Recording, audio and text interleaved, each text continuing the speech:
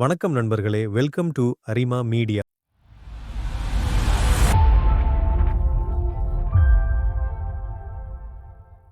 தமிழ்நாட்டிலிருந்து மாநிலங்களவைக்கு தேர்வான Vaiko, P. Wilson, Shanmugam, M. Abdullah, Anbumani மற்றும் சந்திரசேகரன் ஆகியோரது பதவிக்காலம் ஜூலை 24ஆம் தேதியுடன் நிறைவடைகிறது. இதையடுத்து 6 இடங்களுக்கான தேர்தல் அறிவிக்கப்பட்டது. வேட்புமனு தாக்கலுக்காக தமிழ்நாடு சட்டப்பேரவை செயலக கூடுதல் செயலர் சுப்பிரமணியம் தேர்தல் நடத்தும் அதிகாரியாகவும், உதவி தேர்தல் நடத்தும் அதிகாரியாக பேரவைச் செயலக இணைச் செயலர் கே. ரமேஷ் ஆகியோரும் நியமிக்கப்பட்டனர்.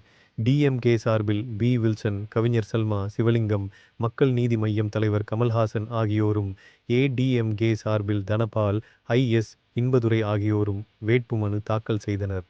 மாநிலங்களவை உறுப்பினர் பதவிக்கு போட்டியிட்ட மக்கள் நீதி மய்யத்தின் தலைவர் கமல்ஹாசன் உள்பட 6 பேரும் போதிய எம்.எல்.ஏக்கள் ஆதரவுடன் வேட்பு மனுக்களை தாக்கல் செய்த கமல்ஹாசன் உள்பட டி.எம்.கே, ஏ.டி.எம்.கே வேட்பாளர்கள் போட்டியின்றி தேர்ந்தெடுக்கப்பட்டுள்ளனர்.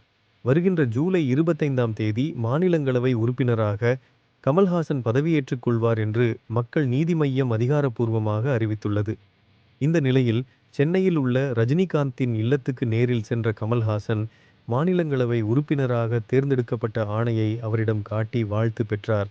இது தொடர்பான புகைப்படங்களை பகிர்ந்துள்ள கமல்ஹாசன், புதிய பயணத்தை நண்பர் ரஜினிகாந்துடன் பகிர்ந்தேன், மகிழ்ந்தேன் என குறிப்பிட்டுள்ளார். மாநிலங்களவை உறுப்பினராக பதவியேற்பதற்காக மக்கள் நீதி மய்யத்தின் தலைவர் கமல்ஹாசன் வியாழக்கிழமை காலை தில்லி புறப்பட்டுச் சென்றார். இதற்காக தில்லி புறப்பட்ட கமல்ஹாசன் சென்னை விமான நிலையத்தில் செய்தியாளர்களை சந்தித்து பேசினார். அப்போது, மக்களின் வாழ்த்துக்களுடன் உறுதிமொழி எடுக்க உள்ளேன். இது இந்தியனாக எனக்கு கொடுக்கப்பட்டுள்ள மரியாதையும் கடமையும் ஆகும். பெருமையோடு செல்கிறேன்.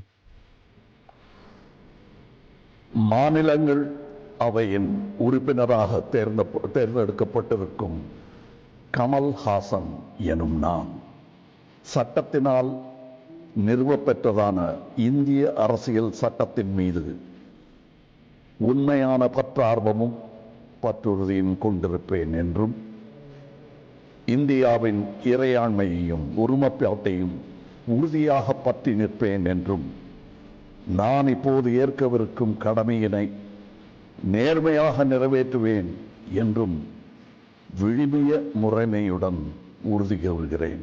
வணக்கம்.